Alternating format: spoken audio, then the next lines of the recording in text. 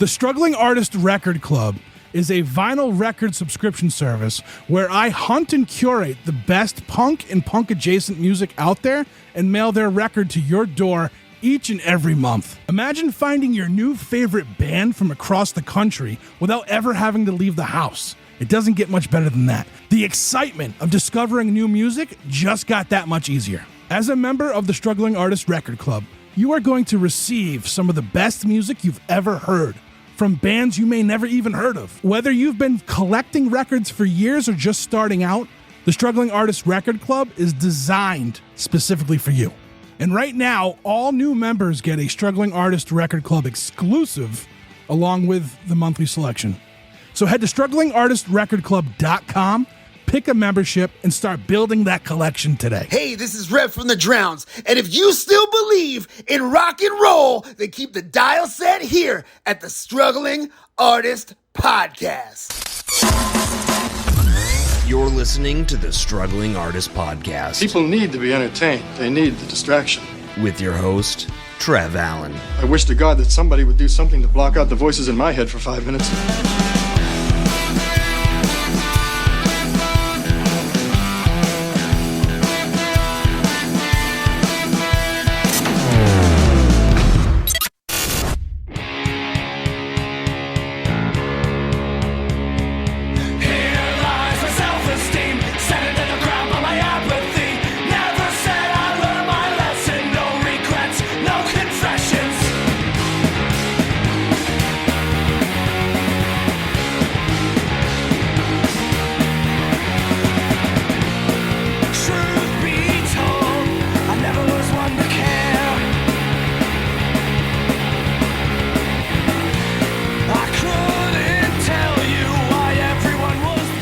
Struggling Artist Record Club recap for December. I'm Ryan. My co-host here is Dave. Before we start, we're going to mention some of our favorite albums of 2025 last year, since some of the records Trev sent are going to be included in them. Dave, would you like to start? So 2025, that was the year that I bought the most records I ever had. 3 reasons for that. First, there was just so many amazing albums released in 2025. Second, I wanted to fill in gaps of collections from my favorite bands. And then third, so many reissues. So at some point last year, I decided that I was just looking at all my favorite bands and the records from them on. I was like, at one point I should start filling in the gaps. And I was like, why not it be this year? I'm getting old, so I might as well. It's now or never. So I started with Alkaline Trio. I got all their records now, except for one. Ignite, I have all theirs. Face to Face, I'm still missing a few. Those are really tough to get. Rumjacks, missing a few. Dreadnoughts, missing a few. And many other bands. Then the fall, it was Hot Water Music. I picked up 6 of their albums that I needed to finish their collection. So now I have them all, except for the 7-inch records, which I might start that in 2026. There's a lot of those, so that's a big endeavor. And then in 2026, I already started a few other bands, Teenage, Bottle Rocket, and Strung Out. That was mostly because Fat Records had 20% off holiday sale, so I figured, might as well start with those. And then so many amazing reissues in 2025. You had 3 albums from Thrice, The Nerve Agents, 2 from the Pogues, Templars, Dillinger 4, Strung Out, Shelter, Hatebreed, Rise Against, Tony Sly, Leatherface, Bane, Ignite, Lifetime, Deviates, Stretch Armstrong, 88 Fingers Louie, Common Rider, Against All Authority, Thursday, Street Dogs, Comeback Kid, 15, H2O. So yeah, tons of reissues. And then here's my list of my favorite albums of 2025. It's kind of long. Just because, like I said, there were so many amazing albums out. So we got number 1, Dropkick Murphys, and then Vicious Cycles, 84 Days, Biohazard, Homefront, Booze and Glory, Dreadnoughts, Rumjacks, Teenage Bottle Rocket, Ways Away, Modern Life is War, Record Thieves, Kilograms, which was a record that Trev selected for us, Primitive Heads, Bridge the Gap, AFI, Oh the Humanity, Thrice, Riptides, I had Coffin Salesman, but when I looked back at it, it wasn't even released in 2025. I just like that record a lot, I guess. Lifeless Dark. I think that was November 2024. Yeah, I know, right, yeah. So I messed that one up. Lifeless Dark, Rebelmatic, 84 Tigers, Dutch Nuggets, Lion's Law, Whatever, First Attack, Fugitive Bubble, Testament, Jackknives, 2 from Raging Nathans, Tired Radio, Drain, and The Outlaw by Vinny Stigma of Agnostic Front, who's really unique Americana album featuring many talented musicians. So yeah, 2025 was crazy with music, and still trying to listen to them all and catch up, keep them organized and all that. So what about you, Brian? What were your favorites in 2025? You went way in depth with your list, going back with some of the backfilling there, which is pretty much what I did as well. The only difference is I don't remember them. Yeah, I mean, I was able to remember a lot of them because I posted them on Instagram. So basically, I just went through Instagram and then looked at them that way. So that's how I was able to keep track. Yeah, you've mentioned. I'll touch on the ones you mentioned already too. You mentioned the Templars. I actually saw them in Vegas and grabbed one of their special copies there. That was cool. Primitive Heads, anything Swingin' Utters adjacent, I'm going to be getting. I believe the Drowns released their live album. Yeah. I got that right. Yeah. Yeah. That was really good. I was listening to that today. So my friend was actually at Rebellion Fest. He was at the live recording. So that's pretty cool. Nice. Yeah, I saw them 3 times in about a span of, I want to say, a year. It was great.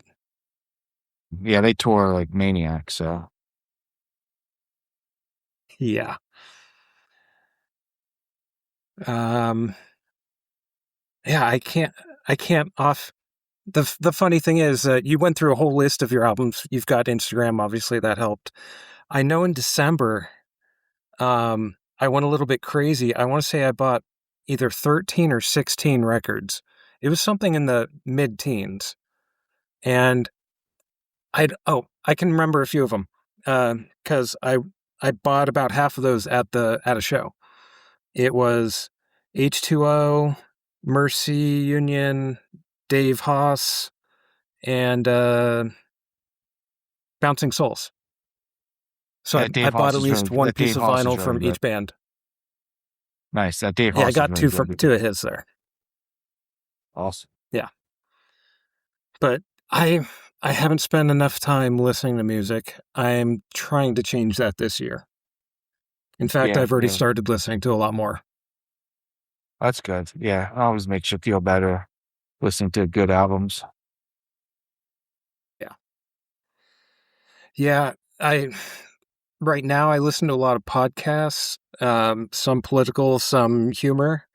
And so with the way things are, maybe some of the political stuff is a bit much right now, but it's still kind of important.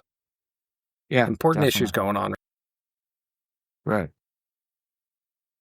Yeah, sometimes you can't listen to music all the time because you want to stay informed on what's going on in the world. Yeah.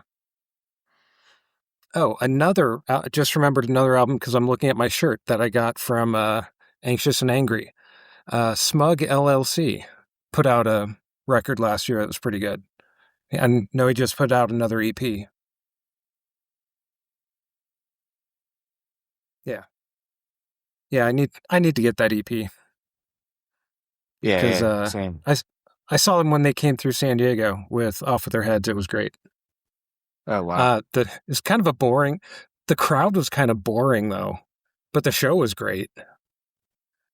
It was a weird one. Yeah. I think the crowd would be great for that. Yeah. Well, should we break the news? Or not the news, but let everybody know what album we're talking about? Right. So I'm going to read the readout. So basically, Trev starts saying that he had to pull an audible here. The album that he was expecting to send got delayed. So he went with the Blind Atom live album recorded by DCX PC. So he says the holidays for me is a time of reflection, celebration, and to seize good in people. Unfortunately, there's still a lot of bad out there, and we're still looking to get out of the rut of the shit we are in. However, this month's record gives me hope for members who have been here for a while.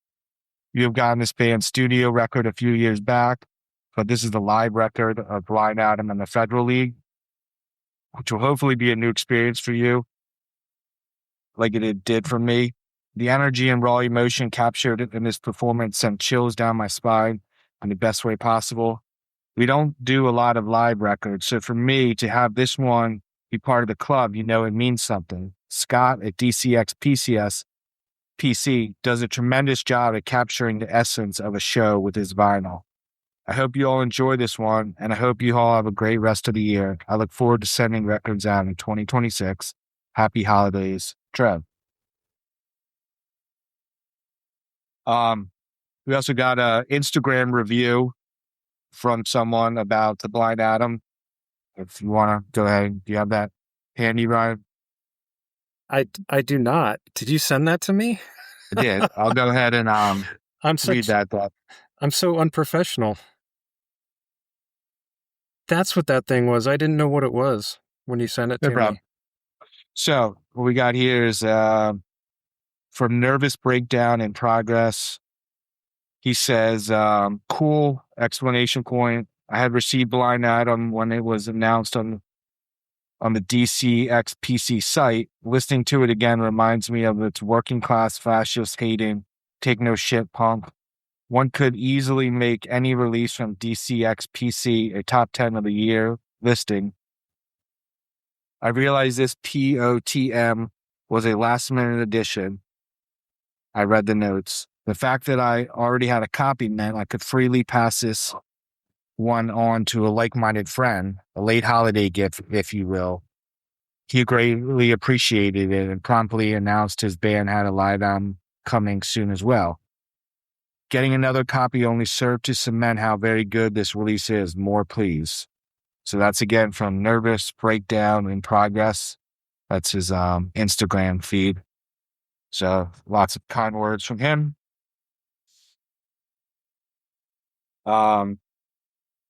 Just got to mention something here. Same thing happened to me.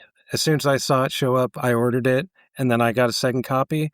So the way I like to look at it, Nervous Breakdown in Progress, I think that was the name, and because we have 2 copies each, and it's out of 200, we are both 1%ers on this one. Yeah. We are among the 1% in owning this record. Yeah. So what are you going to do with your second copy? Well, give it to your daughter? Funny thing, I don't know. Well, she's going to get everything eventually, so I'll probably put it on the wall. I just don't know which side I want facing out, because I like the bottle. Yeah, I also like the other side. Yeah, I know. They really have cool two-sided covers on this one. So maybe I'd put them both on the wall. Oh, there you go. So, yeah. Another funny thing about it, I have both of the 47s. I got 147 with the order, and then Trev sent me number 47. So, if you like numbers, yeah. Just a lot of weird things with numbers there, if we want to start some conspiracies. Yeah, exactly. If you know what we're talking about, if you don't, then it's all good. So, I guess I'll go ahead and read my review. All right.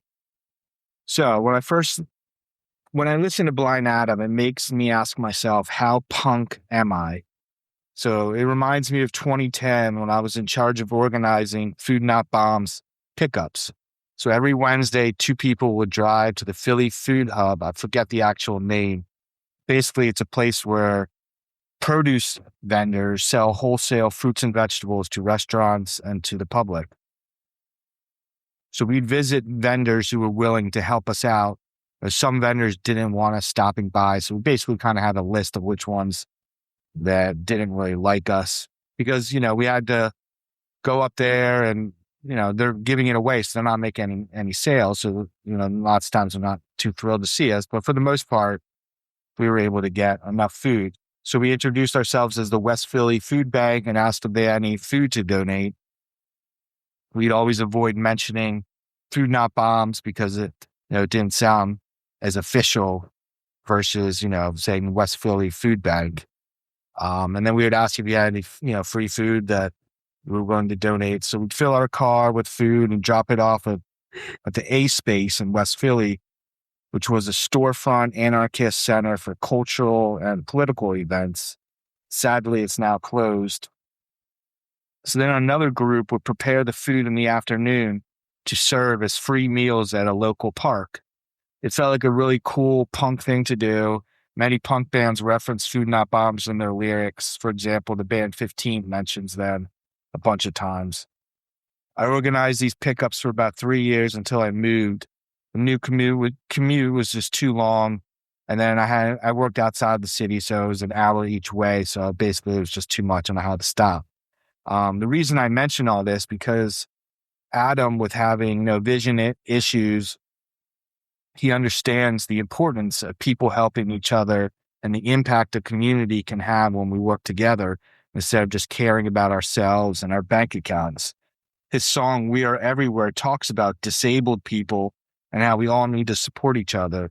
That's also why I enjoyed doing Food Not Bombs so much. It was about helping those in need, which is how society should work. Many of Blind Adam's lyrics revolve around these themes. At the same time, I had a monthly subscription to AK Press and PM Press, which were publishers of anarchist literature. So for $25 a month, they sent their latest books that they released. My wife always jokes that when she first met me, I carried around a brown bag full of these books. And then I would try to read about 2 pages a night. And she would always joke, how does reading 2 pages a day help you finish them? You'll never finish them. And I explained how, the problem was the books weren't exactly thrilling, mostly anarchist theory, which made me reluctant to read after a long workday. I did actually enjoy the biographies of anarchists and finished those pretty quickly, but the theory books were tough to get through, hence the big bag of unread books. I had good intentions, but I struggled to keep up. I mentioned this one because in Adam's notes, he quotes Emma Goldman, who's one of the most famous anarchists. And then he mentions her most well-known line, which is, if I can't dance, it's not my revolution. What this meant was you could still have fun and enjoy simple things in life, like buying flowers and some good food and still be an anarchist. She basically said, I didn't want to give up everything just to be an anarchist. I have all of Emma Goldman's books, and I used to have a huge poster of her in my room. Then about 5 years ago, I donated half those books to the A Space. After that, I asked myself how to continue living my punk values. The answer was pretty clear: animal rights. I've been vegan for 22 years and constantly rescue cats. I have 7 right now. The most recent rescue took me about 4 years. Took 4 years for it to trust me. He was obviously abused and dropped off at our place. So, he hated humans. He was a pretty nasty cat, but every day I'd go out there and just try to be friends with him. Eventually he came around and I threw him in my house, locked all the doors. He lived in my spare room for about a few months. And now he's, a great cat. He loves being around us. Turns out he has FIV, which is the cat version of HIV. And he keeps sneezing and blowing snot everywhere. We took him to the vet last month. He's so overweight, he can't clean himself properly. So there was poop stuck to his fur. They had to shave his butt. See, it was kind of my fault because I felt so bad about him being outside. I overfed him. So now he weighs 25 pounds. I always joke to my wife, I better be getting good karma when I die because of this cat, since he's slowly destroying our house with all the mess. There's constant snot everywhere.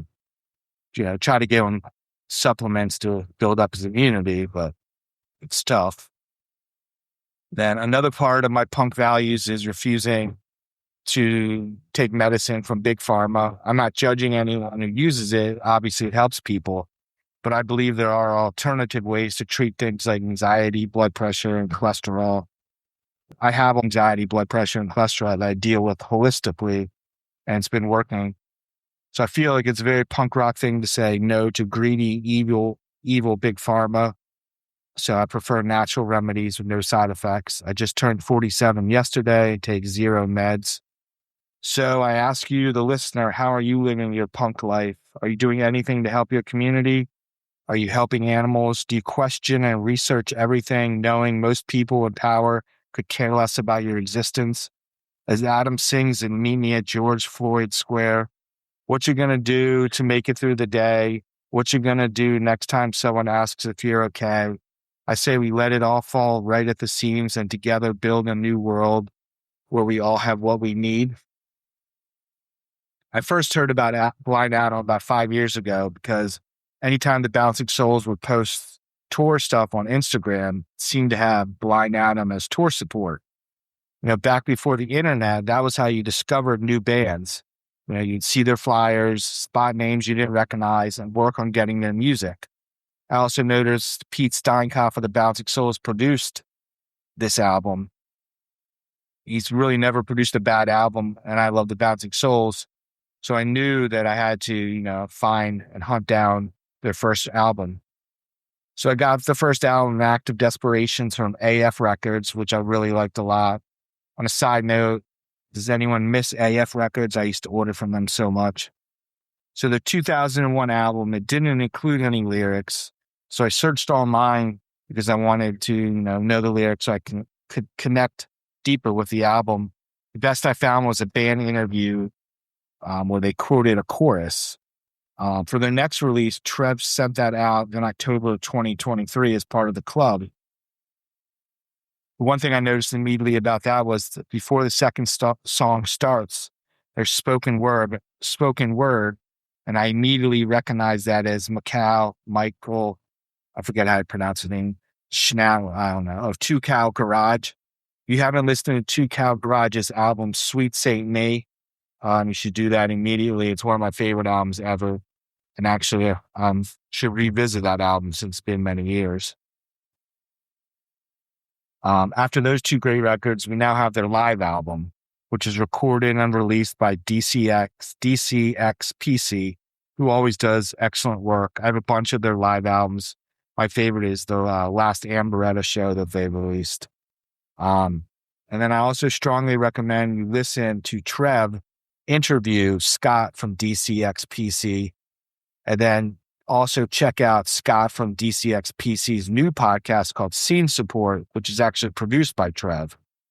Not surprisingly, this Blind Adam live release is from when they toured with the Bouncing Souls, Saturday, March 9th of 2024.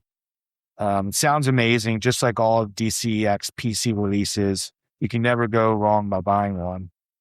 So Blind Adam opens up this album with my favorite song of theirs, The Sower, with a brilliant chorus of, "We may not live long enough to see the world that we're dreaming of, but we'll uproot evil in the fields we know, so those that come next have fertile earth to sow." I always like that line a lot. Other favorites are One for the Bootlickers with its chorus of Galloway Bay, "Tell me what you have got to say for them rotten and old blue bastards of the USA." And then before that song ends, he gives a shout out to Shane McGowan at Pogues, which I liked a lot since I'm a huge Pogues fan. And then the live album finishes with the amazing track, An Act of Desperation, from their first album. So yeah, overall, great stuff. And I guess it was actually good that we got the Audible since we were able to get such a great record here.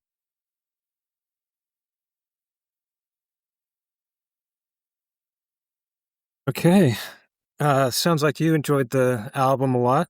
And one thing I noticed you didn't mention was the lack of lyrics. And I think on a live album, it's kind of like a compilation album, and that's the one time you can kind of get away with it. Yeah, that's a good point. Because it's songs from other albums, you probably have lyrics in those. Right.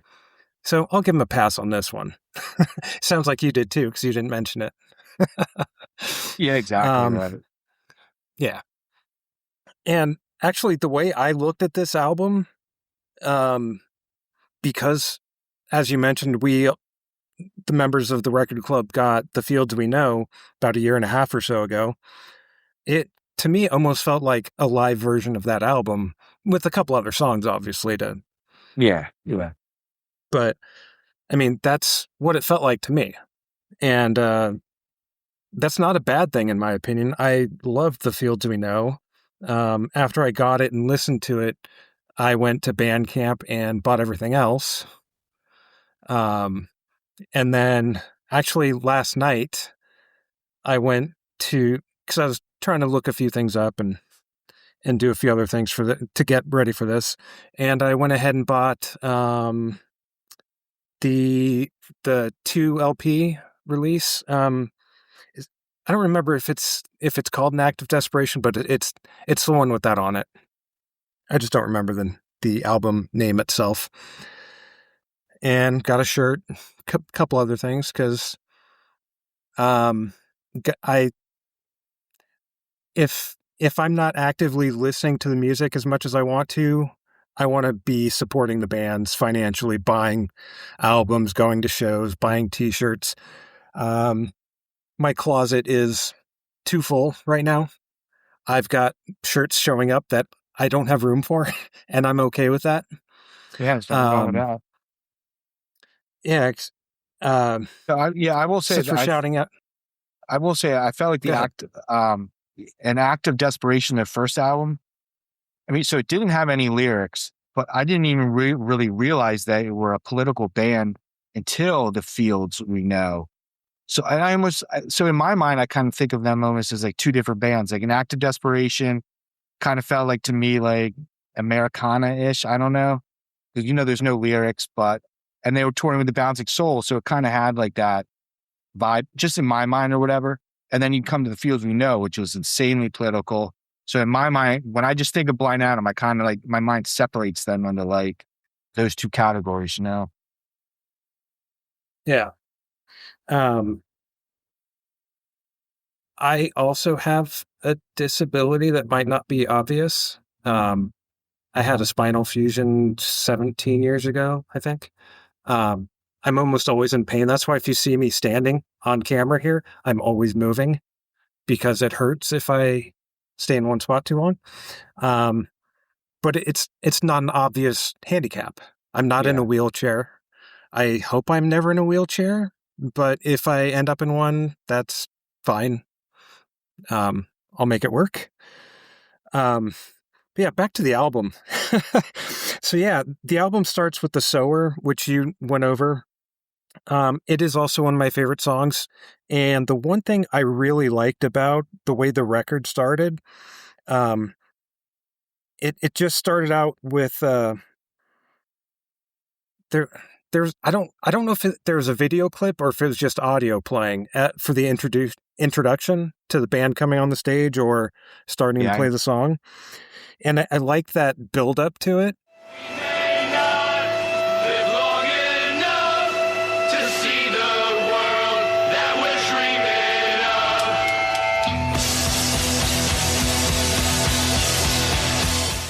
And yeah, just the thought of uprooting evil in the field so that if we're not going to live long enough, the next people that come by will have fertile soil. It's that's brilliant line. Yeah, and this album came out at a really, really good time for this country. I don't remember if it was you or Chris who said you didn't like political music, or I think I remember something like that from one of our podcasts. I just preferred kind of more motivational music, just Okay. because I've been working for about 23 years in a row. So waking up in the morning, if I get a little motivational music to get me through, another long, long day, another long, long week, another long, long year. So I just kind of prefer, I mean, obviously I still like political music, but I kind of, Okay. if I'm waking up in the morning, I might reach for something to get me in the mood for the work 8-9 hours. And then, you know what I'm saying? Yeah. Right? Yeah. Okay. That makes sense. 'Cause I right now or last year I was listening to, because of the way things are, a lot of political music. I was into folk punk quite a bit, and a lot of that very political, human rights oriented, that kind of thing. And so yeah, it was right up my alley to get this album. Yeah, I can see that. The next song, oh, last on the last episode when we were talking about 40 reps, you mentioned the female singer jumping in on one of the songs. And I like the way that happens with Blind Adam as well. I think it's his wife. Yeah, it is as well. Joins Yep. him before it gets better. We get to hear the transition from Adam singing to her beautiful voice taking over. Not that Adam's is bad, but hers is just it just, you can feel the mood. Yeah. It's just a great transition. Yeah, we'll raise a glass to all those that have passed, those that showed us how to fight. When the night slows down and our friends clear out, we can turn our song up loud. I'll put your hand in mine, it may not change the tide, but we'll live a life that makes us proud. I actually meant to start my review a little differently because Trev said he wants us to be honest with our reviews. And I was going to start with, to be honest, I usually do not like live records. I heard the DC PC podcast, or not podcast, but the one with Trev. And I immediately bought that Ann Beretta album that you mentioned and several others. I accidentally ordered 2 copies of, I think, Two Man Advantage. Is that their name? Yeah, I think so. It was the Goalie's Lament, the 7-inch. So I have 2 copies if you need one. And so, yeah, normally I don't like live albums, but DC PC or DC XPC, whatever they go by, they do a great job with the live album. You hear the band, the singer, you hear everything as if you were at the show. And you do hear some of the crowd a little bit. It's not overwhelming, which I think is good. I've listened to other live albums where the crowd is just a little too much. But Yeah. I think they have the right blend of mostly the band, as it should be, and then enough of the crowd during the breaks and things like that. And that was another thing that I enjoyed on the Drowns album. After seeing them 3 times to get their live album, I can relive those Drowns concerts from that album. I've never seen Blind Adam and the Federal League, but now, after seeing the Drowns and a bunch of other shows, I can kind of picture myself being there with Blind Adam and just loving the music and singing along, which I almost never do. It's almost like so Blind Adam's opening for the Bouncing Souls, and I'm just almost surprised like how much energy it felt like the crowd felt like almost like Blind Adam was like the headliner, even though like the crowd, I would guess not a lot of people probably knew the songs because it's Bouncing Souls. They're probably mostly here for the Bouncing Souls, but it felt like he was headlining and just there's tons of energy. So I thought they really captured that there. Yeah, and every song on here definitely has a positive message, regardless of the crap that's going on. It's just a reminder to stick with it because things will get better. Hopefully we're around, but if we're not, we're going to do the hard work to make it better for those that follow. And that kind of brings me to the closing track, An Act of Desperation. This track, I have a bit of a love-hate relationship with it. I love the song. I hate the way it makes me feel because I can't listen to it in public because I don't want to start crying. It's that much of a feeling to it for me, especially because it's based on a very true story that actually happened. It's not fiction. It happened. And the fact that there are some people that cheer for that kind of violence against other humans and then go to church on Sunday is just the ultimate in hypocrisy. And that just pisses me off. And so to end this episode, we're actually going to end up playing most of that song, and you guys can leave us a note, leave some comments, let us know what you think of the song, and if you spent time listening to the lyrics and how it made you feel, because it's a very powerful song. Well, I heard they found her with their arm around her father, washed up against the river. In an act of desperation, they washed away.